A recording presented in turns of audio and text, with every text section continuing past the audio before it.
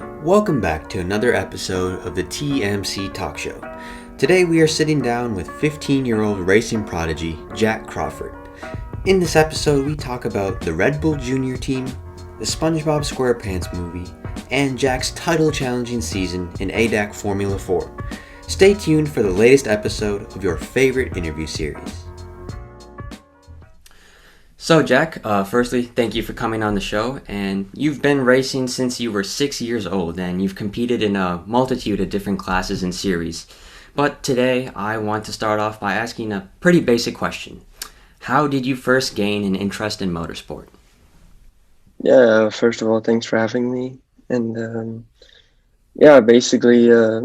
my father bought me a go-kart. He liked racing a lot. And he bought me a go-kart, and basically I was driving in parking lots until I was 6 years old, and then he let me go onto a track, and then it wasn't really a serious thing, and then I started to get pretty good in Texas, and then just progressed to nationally, and then all the way to internationally. Yeah, pretty crazy. How did you arrive at the decision to pursue a career in Formula One? You were born in Charlotte, you've lived a decent amount of your life also in Texas, so why not pursue a racing classification like NASCAR or even IndyCar? Yeah, so we really didn't have a plan per se, probably 3 years ago. It was sort of just see where it takes me. I was racing legend cars back in 2017 on ovals. I was pretty good at that, and it looked like I sort of had a career path in NASCAR, and then with going to karting in Europe and seeing all that, we had found out we had some interest from F1 junior team, and I just really found a passion for that then. Nice. So things just really started to fall in place, huh? So basically, while we're on the subject of Formula One and American drivers, why exactly do we not really see that many Americans racing in Formula One? Yeah, I think it's quite difficult for an American to go over to Europe, especially since it's all centered there. Karting is in Europe. The big Formula 4, Formula 3 is all in Europe. It wouldn't be per se a reason that the drivers aren't good in America, because they are. They're really good. I just say I think more opportunities lead them not to getting to F1. So, as you're talking about a little bit before, but one topic in particular that I'm quite excited to discuss is the Red Bull Driving Academy. So, you of course are now officially part of the academy, but how did that kind of happen? How did the things fall in place for you to get recruited by them?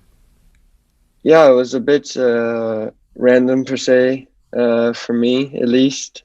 My dad had received an email, and in the email, it said that Dr. Helmut Marko wanted to meet me in Mexico City, which was a big surprise for me.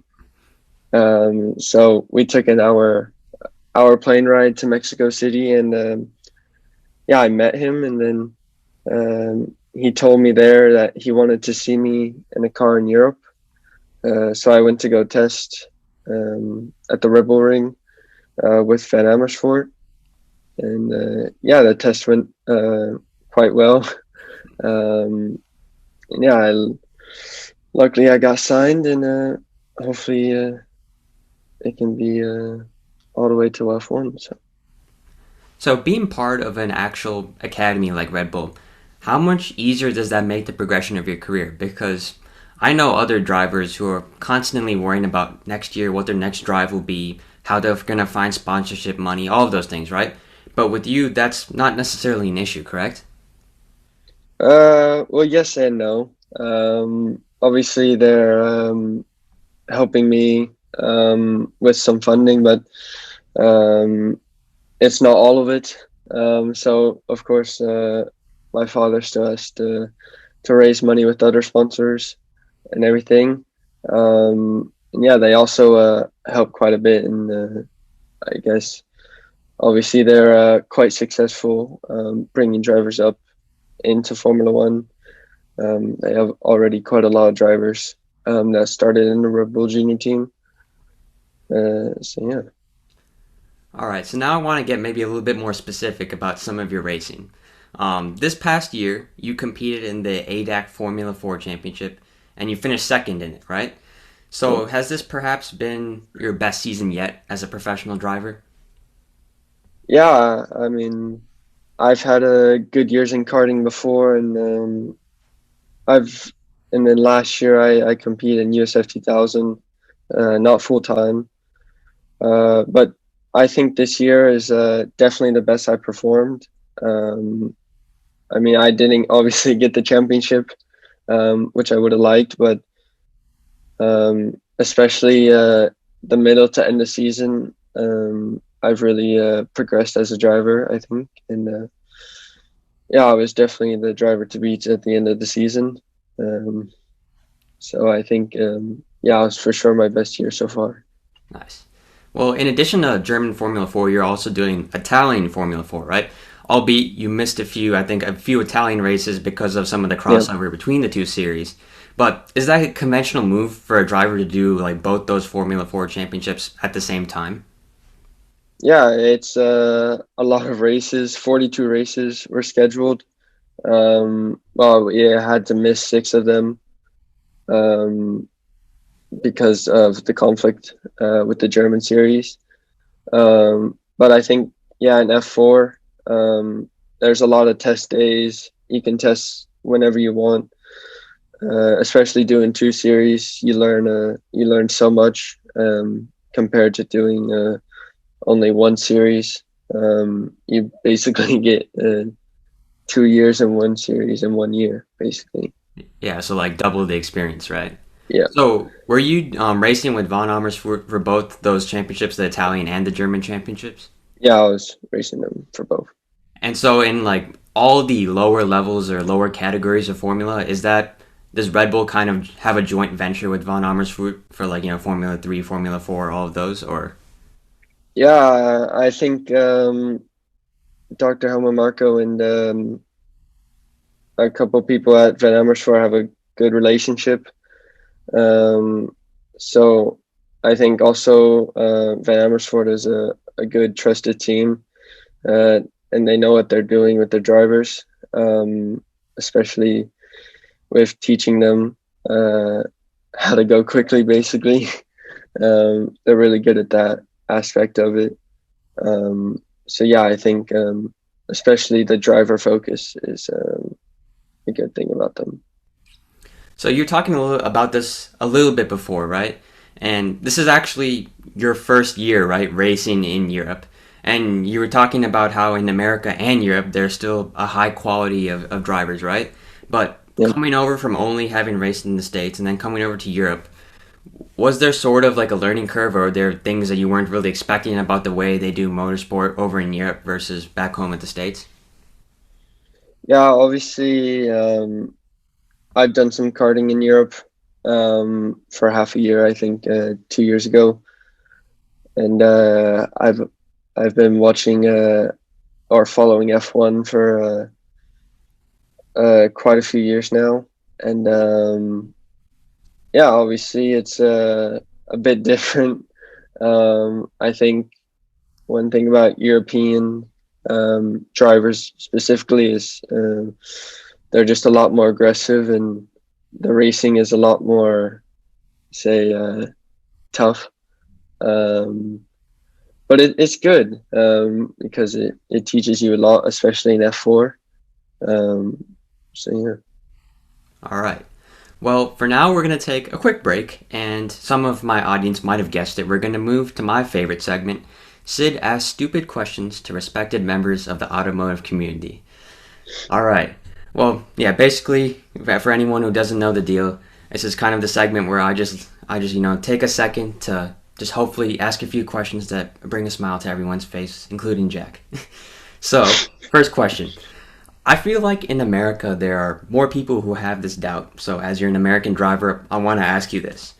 If someone walked up to you and said that motorsport is not really a sport, how would you convince them that they're wrong? Um, it's always a difficult question to answer. Um, but yeah, I don't think people really see the work that goes behind it all. Um, I'd say obviously there's a lot of money put into the cars and everything, but also a lot of work is put into the driver physically with the training. Well, obviously my training's not that much yet, but also we do a lot of simulator work, um, which sometimes can be exhausting.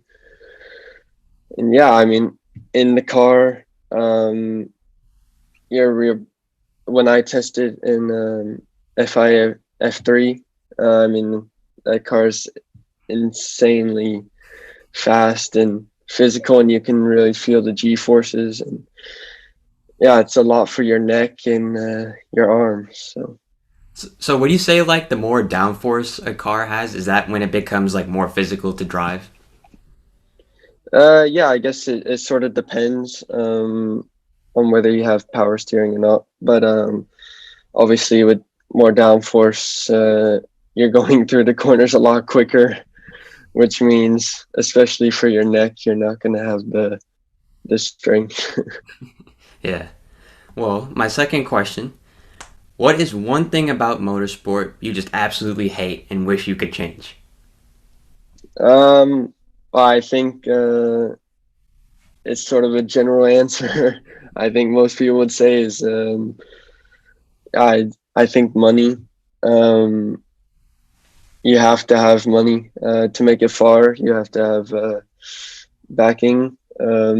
Lucky for me, I have a father that's willing to put in the work to help me, and I have Red Bull also as a sponsor.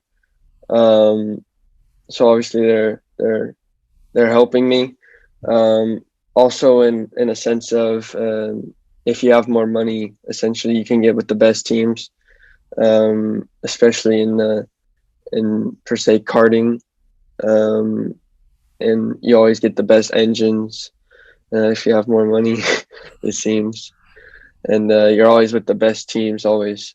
Um, so yeah, I mean along those lines, yeah, fairness of cars.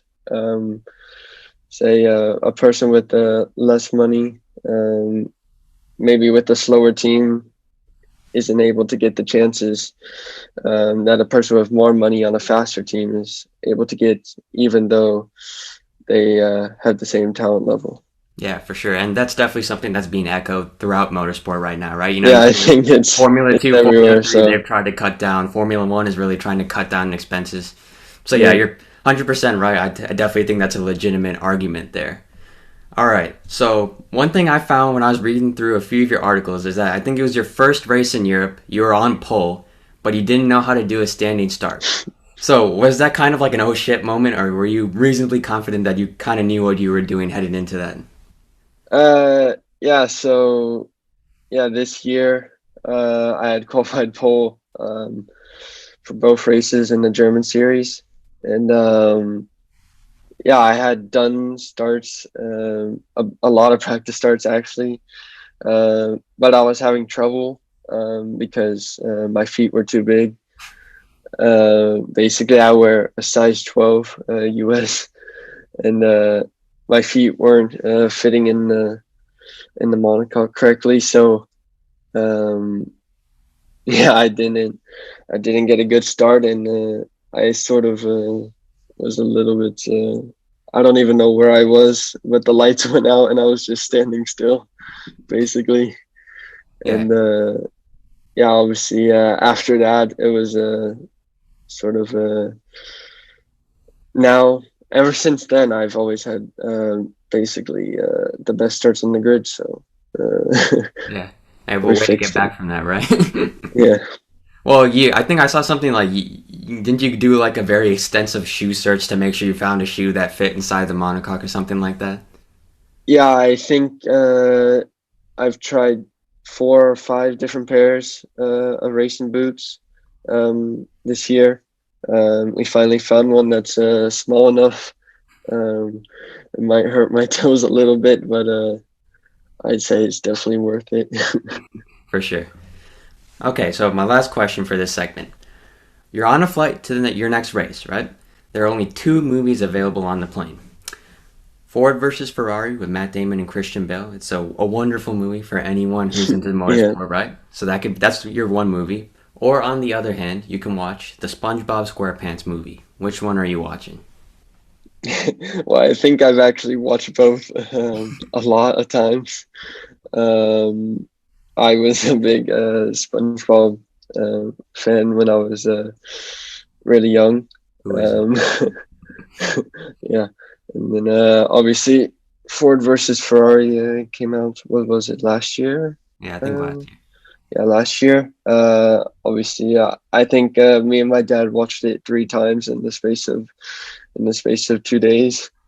Um, so yeah, I think I definitely watch Ford versus Ferrari Ford again. versus Ferrari. Do you think that's like something inspiring? You can think about that while you're preparing for your next race or something. Yeah, it's just like interesting. You don't really see how things really start because obviously I wasn't alive however many years ago that was. Um, yeah, I think it's really cool to see the history as well. Yeah. Yeah, I mean, like, as a car lover myself, I'd already heard that story a billion times, but still seeing the movie in itself, it was a wonderfully made movie for sure. So, Yeah. as much as I enjoy talking about Christian Bale and SpongeBob, I think it's time that we should move back to a few more serious questions. And I think this is a perfect time to talk a little bit more about how you train. So, motorsport, like many other individual sports, it's all about mental strength and composure, right? I've had drivers explain to me their physical regimen before, but do you have a routine that you follow to train your mind? Uh, my mind, not specifically.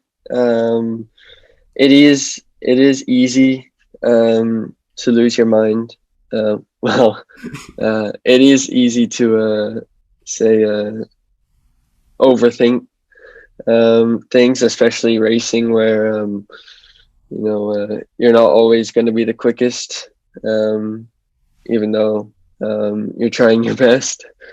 Yeah, it's always important, especially on a race weekend, during the practice and qualifying, not to overthink things and overdrive or underdrive. You just need to focus on what you know and what you know works.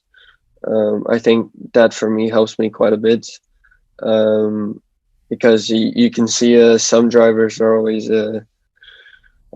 topping the practices or testing, and then they get the qualifying, or they overdrive the car or underdrive the car and end up losing time in positions where actually they're actually quite quick.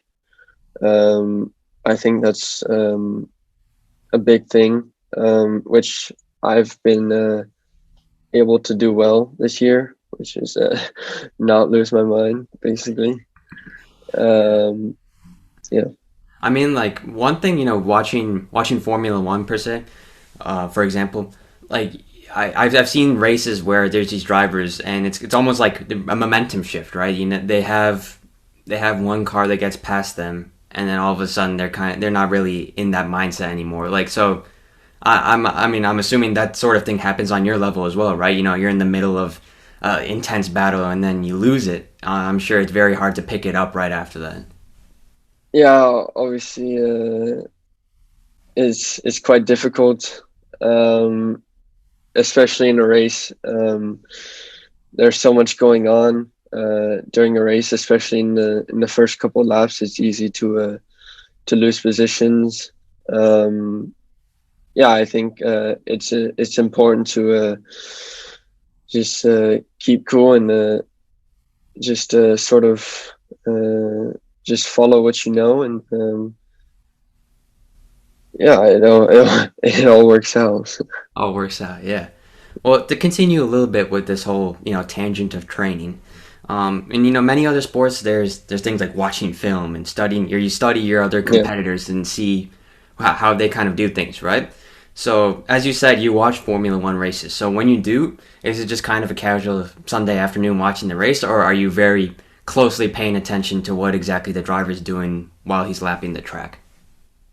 Yeah, so I actually watch a lot of racing series. I watch multiple Formula series. I watch F3, F2, um, the Formula Renault series, F1, Super Formula, all of the big Formula open wheel categories. And yeah, it's always good to sort of see what everyone's doing, and I think I enjoy it quite a bit watching just those. And in terms of preparation per se, um, so next week we're going to Vallelunga. What I'll do is I'll look at all the previous years races they had on YouTube, and I'll basically watch them all to see passing opportunities, where to be on safety car starts, where to defend, where to overtake. So And so this is all in addition to, I'm assuming this is all in addition to sim work as well, right? yeah, yeah, and it's a good thing about Van Amersfoort, is we get to race each other. So me and my teammate, we always practice overtaking, defending, safety car starts, all important. It's something not many teams have. Um, so yeah, it's good to have it now, and yeah, progress my skills. So talking about learning tracks and stuff like that. I mean, I guess pretty much every track this year has been a new track for you. But when you're Yeah, approaching trying to learn a new track, are you preparing months ahead, weeks ahead? Like, how much time do you give yourself? yeah. So obviously with the COVID, I was stuck here in the Netherlands. Um, so me and my engineer, we were able to sim a lot at Van Amersfoort, which is close by for me. So basically, we did all the tracks, set all the references. Um, I think, I mean, Hockenheim, I struggled quite a bit at, and I think we did that track for I think maybe 2 weeks, um, just so I could fine tune the details. Um, so yeah, I think yeah, simulator work helps a lot. Learning the track, especially now since a lot of them are so accurate as well. All right, so I want to pivot a little bit now in our discussion, and I want to ask you a little bit about your upcoming plans. So, right now, is your immediate goal to race in FIA Formula 3 for the 2021 season? Yeah, that's my goal. Obviously, we already had two tests with High Tech GP, um, and yeah, I feel really good in the car. It's a big step from F4, um, but it's a lot of fun and really fast car, and hopefully I can race that next year. So, as you said, you did a couple of tests with the high tech Formula 3 team. Now that you have some experience driving a Formula 3 car, what are some of the skills or aspects of driving that you just really need to work on moving forward if you want to make Formula 3 that goal? Yeah, so it's obviously a big step from F4 to F3. Like I said, the main things are the braking and the just the downforce you have and the speed you can carry, especially through the high speed corners. For me, it was quite difficult the first couple days, um, just to adjust and sort of change my driving style. Um, by the end, yeah, I started to get a hang of it. Um, yeah, it's just you you don't know you can break so deep, and then you do it, and it actually sticks, and then everything's going so fast the first time. In the car, you don't really process everything as quickly, and then all of a sudden, you sort of everything sort of clicks. I'd say, and everything slows down, and you're able to brake later and still hit your apexes, and you're able to carry more speed through the high speed corners. So yeah. If you were to race in F3 next season, are there like a few Formula 3 teams that are affiliated specifically with Red Bull, and those are the only teams that you can race for? Like, for example, Von Amersfoort or something like that, or you kind of have open choice, and then Red Bull will help you pay to race with them. Yeah, so I don't really have a choice of which team I can race for. I had a couple options, which I can't really say. Um, but they won't put me with a bad team. I'll say that. So Nice. I mean, Von Amersfoort does race in Formula 3 as well, right? they don't race in the FIA 3, but they race in the Formula Regional Formula. Championship. So Nice. A little bit of a tangent here again, but when I was researching for this interview, I found out that you started a charity. So can you yeah, briefly just tell us how did that get started and what exactly do you guys do? yeah. So my mother and I kind of set it up. She helped me, and basically what we do is I bought a go kart, a 2-seater go kart, and we take kids around that normally wouldn't be able to get a chance in the go kart. Special needs kids um, who normally wouldn't have a chance to say drive on their own or drive against other people. So basically, I drive around with them in a 2-seater go kart, and they have a steering wheel. It's locked, but they have a steering wheel. And yeah, we just go around the track, and yeah, it's good fun. So Nice. So you just take them one by one, you take them around? yeah. Usually, we spend the full day. Usually have 5 or 6 kids at once. And so did you do this back in Texas? Yeah, I do it at my dad's racetrack at Speed Sports Racing Park, and yeah, I haven't done it in a while. Obviously, it's been quite a hectic year, but hopefully we can start up next year again.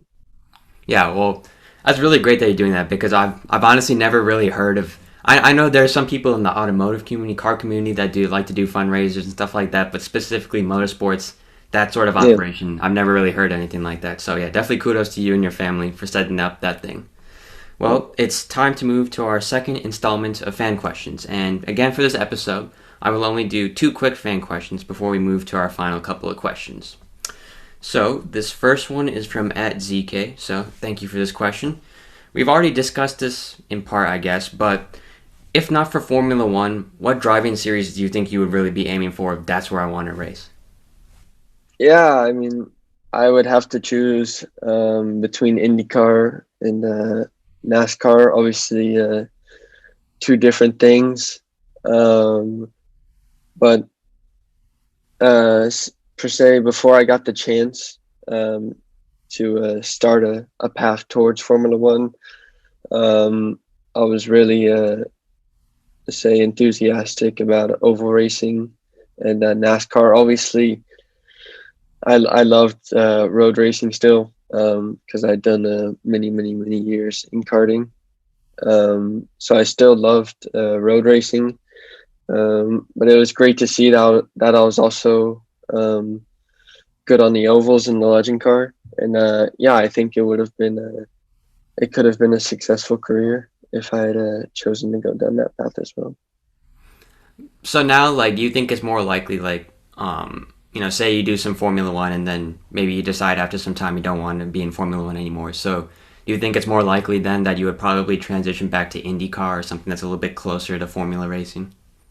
Yeah, obviously, there's a lot of series coming. Formula E is on the rise. Also, the World Endurance Series, WEC. And then you also have IMSA. You have a lot of different series. Sports car racing also has my interest now.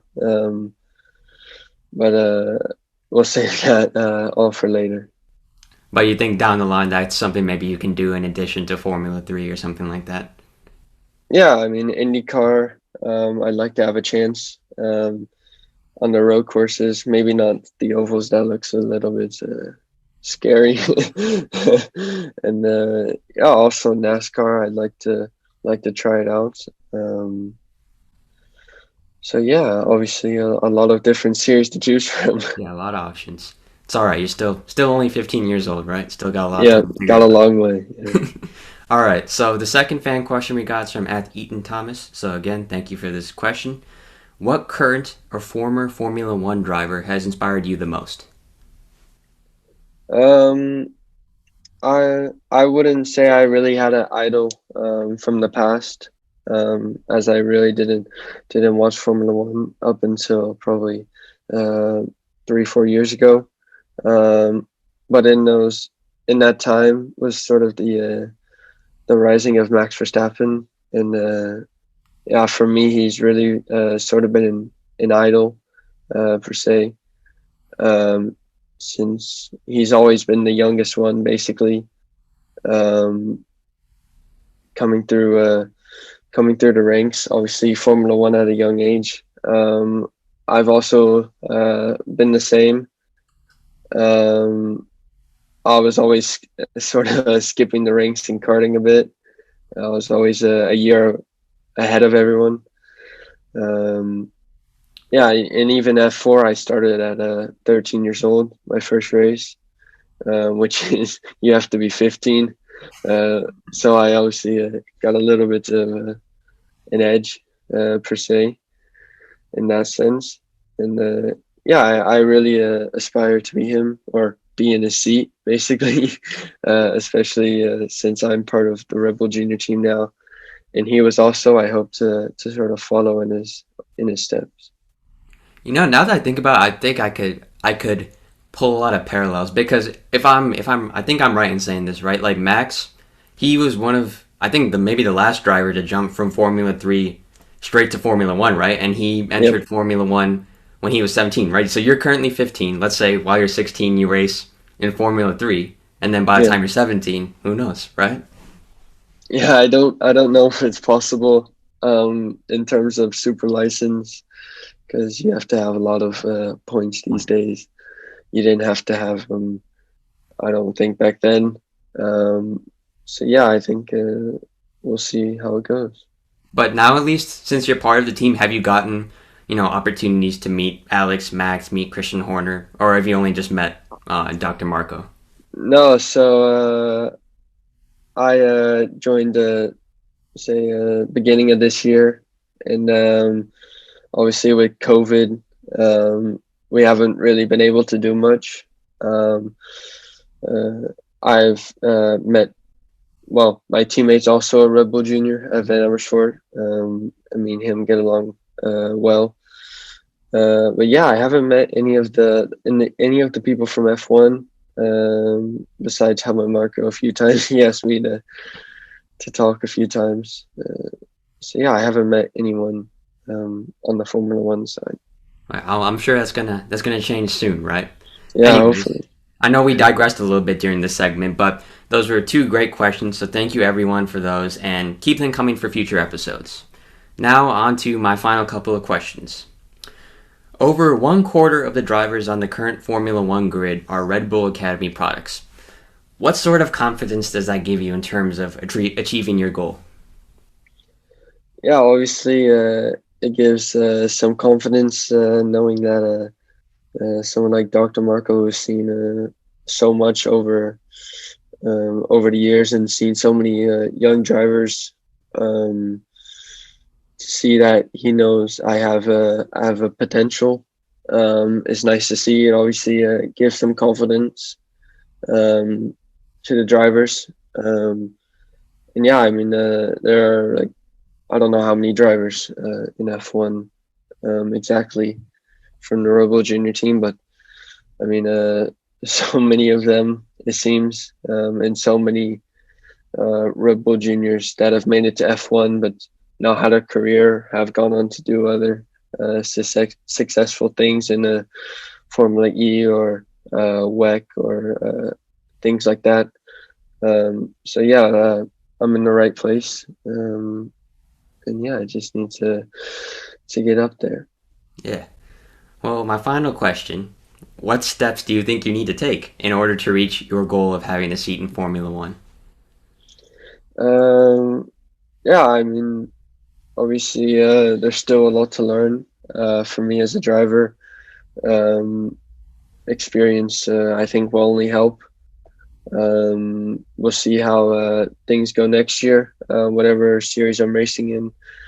I'm sure I'll get a lot of experience, and yeah, hopefully I can